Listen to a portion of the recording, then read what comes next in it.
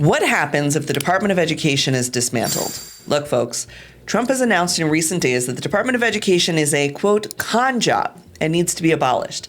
And his emerald mining BFF has cut nearly $1 billion in funding from the department, and it really just feels like the sky is falling on Jimmy Carter's pride and joy. But is it? Can Trump abolish the Department of Education? And if so, why does he want to? Join me while I go through a bit of history in this very young department, it's actually only a couple years older than me, and explain why not everything is as it seems. Let me tell you a little bit about a woman named Kristen Baszler. Have you ever heard of her? Well, unless you're from North Dakota, it's not likely she's really on your radar. She's the administrator of the North Dakota Department of Public Instruction, who oversees students being educated across the 168 school districts, as well as 54 non-public schools in the state of North Dakota. Now, on her website, you'll discover that she led the charge for cybersecurity and computer science teaching to be taught at every grade level, and that she serves on more than a dozen boards, like the ones flashing on the screen right now.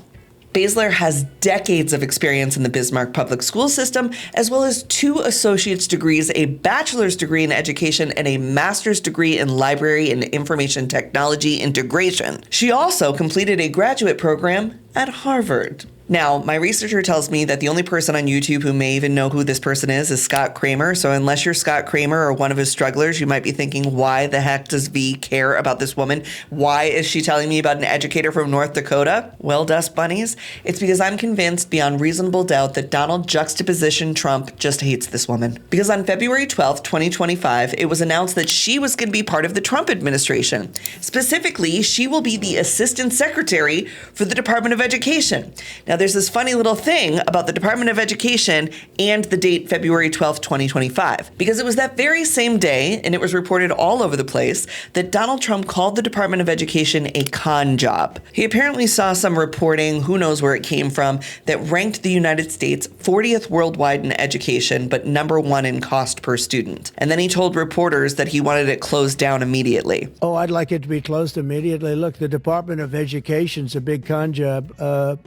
They ranked the top 40 countries in the world. We're ranked number 40th, but we're ranked number 1 in one department, costs per pupil. Can you imagine getting your dream job and then having your boss call it a con job and say that he wants to eliminate it immediately? Like, what do you even do in that case? Now, Trump wanting to shut down the Department of Education probably is not surprising to you. It comes after an absolute bloodbath of a week in which Elon Musk's unofficial Doge apparatus slashed nearly $1 billion in Department of Education contracts, because we now live in a world where Elon Musk can just do that. But it got me thinking, what exactly would happen if the Department of Education shut down? Can Trump shut it down?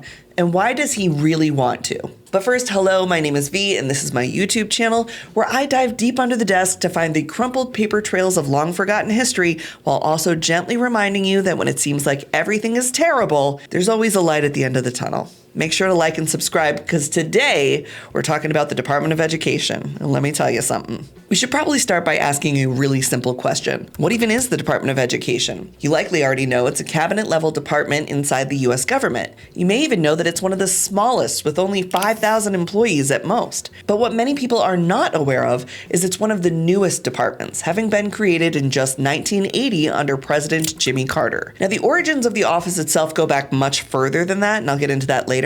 But for Carter, it all started when he realized that teachers' unions are a heck of an ally for the Democratic primary elections. Christopher T. Cross, the author of Political Education, National Policy Comes of Age, and former U.S. Assistant Secretary of Education under President George H.W. Bush, tells the story of how in 1976, the Education Association made its first formal endorsement for president in the form of Jimmy Carter. Because as we know, teachers and peanut farmers go hand in hand. No, probably not. I mean, I haven't seen a peanut in a school in decades. But Cross writes that much of Carter's base support came from the symbolic nature of how much Carter admired teachers and how teachers truly supported Carter's vision for America. The establishment of a freestanding Department of Education was one of Mr. Carter's campaign themes, and it was based on a pledge that he made to the NEA in securing its endorsement. It was Carter's vision to expand on the work set forth by Dwight D. Eisenhower, who had created a cabinet known then as the U.S. Department of Health, Education, and Welfare. Now,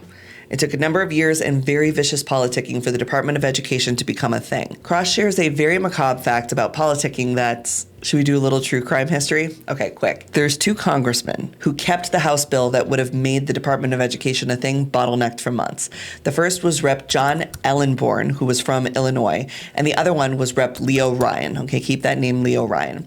But while the bill was being bottlenecked, Leo Ryan went to Guyana, South America, to investigate rumors of, and I am not making this up, a very dangerous cult that was led by a charismatic but sinister man that was particularly enticing San Francisco residents, who were Leo Ryan's constituents, to move to South America to join this cult. Well, as fate would have it, the rumors were true. Leo Ryan was actually investigating the People's Temple of Jonestown, led by none other than Jim Jones. And Leo, in an act of true heroicism, tried to unsuccessfully help many of the cultists escape, which resulted in the cult murdering him in cold blood. Now, this is not a video about Jonestown, and we don't need to go into all the disturbing details of that case at all, but as Cross puts it, Leo Ryan had been the spark plug of the Democratic opposition to the bill creating a Department of Education, and upon his death, in a sort of macabre way, it helped pave the way for the Department of Education's narrow passage in 1979. So, long story short, if anybody ever asks you where you learned that weird anecdote about Jonestown creating the Department of Education,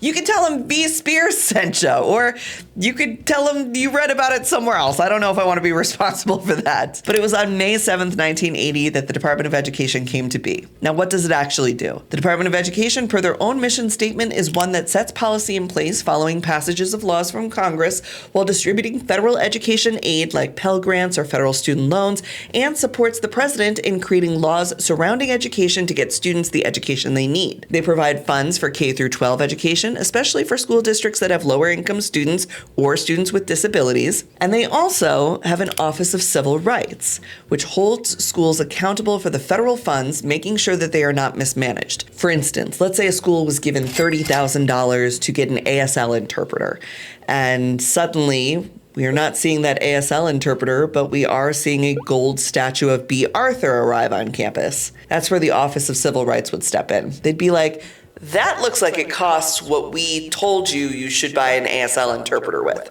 Finally, they deal with gathering statistics on education through testing and research, what works, what doesn't, and so on. But they also collect data on how many students go unhoused or live in poverty. There's also a number of laws enforced by the Department of Education, like the Individuals with Disabilities Education Act, or IDEA, which provides free education to eligible children with disabilities. There's also the ADA Amendments Act of 2008, which expanded the Americans with Disabilities Act's definition of a disability. This act made it so if a student wasn't considered having disability prior to 2008, therefore never receiving proper special education, they could be reconsidered and get those special needs met. But maybe the most important aspect of the DOE can be found in Title I, Part A of the Elementary and Secondary Education Act, known more properly as simply Title I. As stated by the National Center for Education Statistics, Title I provides supplemental financial assistance to school districts for children from low-income families. Its purpose is to provide all children significant opportunity to receive a fair, equitable, and high-quality education, and to close educational achievement gaps by allocating federal funds to education programs and services. Title I is how many public schools are able to provide free or reduced-price lunches as well. Title I comes from the Elementary and Secondary Education Act of 1965 that came out during Lyndon B. Johnson's administration. So, it's been around for a while. This means it was an act of Congress predating the Department of Education itself, but has now run up into being a $15 billion annual venture tied intrinsically to the DOE. Maybe remember that one for later, too. I mean, this seems good. It seems like the DOE is growing, students' needs are being met, but according to Donald Trump, we're still ranked 40th or 50th, depending on his mood globally. That's embarrassing. That'd be a reason to abolish it, right? Except I have no freaking idea where he pulled these numbers from. If you look at the PISA, or Program for International Student Assessment, rankings from 2022 say that the U.S. is ranked 6th out of 81 countries in reading. We're 10th in science, and unfortunately we are 26th in math, which I don't know a lot of people who are good at math, so I believe that one. We definitely need to improve there, but we don't need to abolish the whole DOE to get it. And there's another another study known as TIMSS, or the Trends in International Mathematics and Science Study, which we give every 4 years to 4th and 8th grade students. In 2023, U.S. 4th graders were 14 points above average internationally in math, ranking 28th of 63 surveyed countries, and 8th graders ranked about 24th out of 45 countries. For science, 4th graders were ranked 15th in the whole world, and 8th graders were ranked 24th. I could keep going with this, but we are a far cry from being last in education in the world. The Progress in International Reading Literacy study given every 5 years to 4th grade students saw that the U.S. had an average score of 548 in 2021, which was 48 points above the median.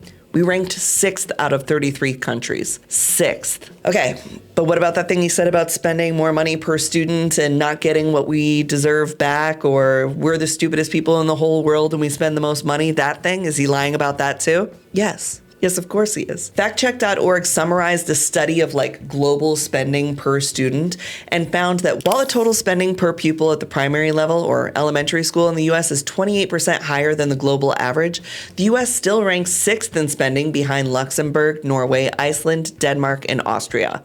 According to this report, 93% of the total expenditure on primary institutions comes from public sources in the U.S. So it's not even all federal money. It's public money, state money, property taxes that go into education. That means literally all the things he's saying per usual, especially about education, are misinformation or maybe even purposeful disinformation. Disinformation from Donald Juicebox Trump?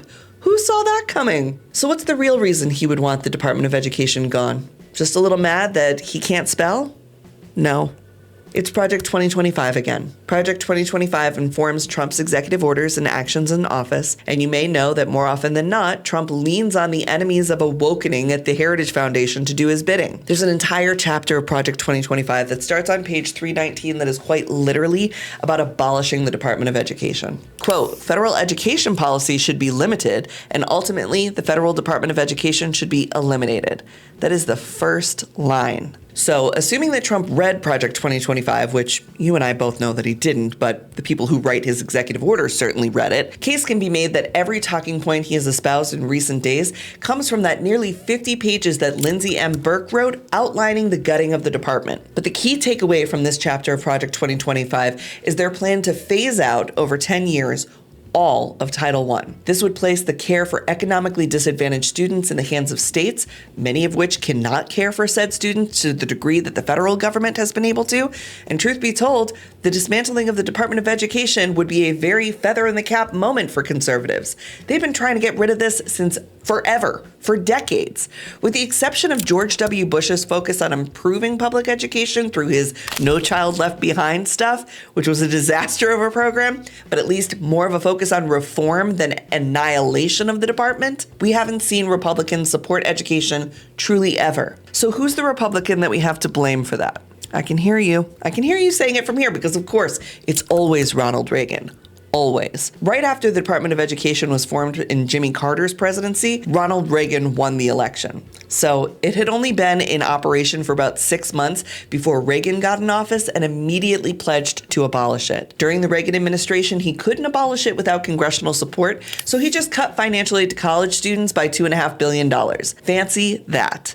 And that is exactly the playbook that Trump is using. Will the Department of Education actually go away? Can Trump actually get rid of it? No, but the longer answer is maybe, if he continues to chip away at it the way that Reagan did. You see, Trump has already talked at length about an executive order that will effectively cripple the entire department. And many Department of Education employees were put on paid leave at the end of January following the DEI ban.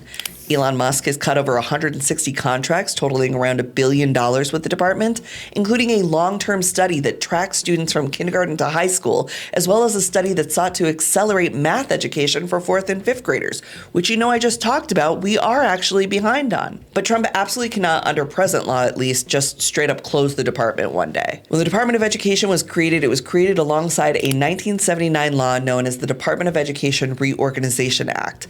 Since abolishing the department means creating or changing a law, it means we would have to overcome a Senate filibuster of over 60 votes. Rest assured, even though the department can be kneecapped into becoming effectively ineffective, it cannot be killed by Trump alone. But, unprecedented times. Let's just say he does it, right? He passes all these hurdles. Then what happens? The good news is that all laws enforced by the Department of Education, unless abolished, still exist. And that includes the Elementary and Secondary Education Act and the Individuals with Disabilities Education Act. Bad news is, without the Department of Education, these programs are now left up to every individual state. And all funding would be given as a block grant, and the accountability measure to ensure that that block grant goes where it's supposed to be would be removed because there'd be no federal oversight. I mean, there's really helpful analysis from Sarah Wood and Cole Claiborne at the U.S. News that breaks down exactly how this would work. Quote, about 12 to 13% of the money used for students with special needs comes through federal IDEA funding. If the Education Department is dissolved, this money would go back to the states as a block grant, but the federal accountability for compliance would completely disappear. Similar to the IDEA, Title I funding would initially move to block grants if the Department of Education were dissolved, but such a move would likely result in a difficult transition with significant confusion at the state and district level, resulting in delays or failures in getting money where it needs to go. Could also hurt test scores, attendance, and graduation rates, as well as student behavior and engagement. They further state that abolishing the Department of Education could actually affect your civil rights as well, with certain programs moving to different agencies. For example, the Education Department's Office of Civil Rights, which enforces federal law against discrimination on the basis of race, color, sex, disability, national origin, and all that kind of stuff in schools, would move under the direction of the Department of Justice. Now, what Trump is proposing is scary, and what Musk and the Doge teenagers are doing is very alarming. But it will be far more laborious to dismantle the Department of Education than Trump or any of his sycophants can anticipate. Even if there are 50 pages of Project 2025 outlining how to do it, the effects would be disastrous for the American people, and they would be equally as disastrous for politicians who choose to bend the knee and get rid of the department. And if the job of Department of Education is extended to the state, then it's time for each of us, especially parents of K through 12 children, to call our local leaders, our congresspeople, our senators, our school districts, and governors to make sure they have what is best for our kids in mind when they are planning out education. The civil rights of our students are important. The funding from Title I for our less than fortunate students is vital. I don't even have kids, but I enjoy paying taxes knowing that somebody else's kid is getting an education because I don't want to live in a country with a bunch of dumb people, all right? I mean, I think that's pretty simple. It was done for me by strangers. I benefited from public education, and I think it's our turn to sort of pay that back now. If the federal government isn't going to look out for us, we need to make sure that we're still getting the care we need and are entitled to as Americans, even if that means that care comes from, I don't know, the state of New York or the state of California or West Virginia or North Dakota like Kristen Baszler. I mean, I cannot imagine being her, right? You get your dream job,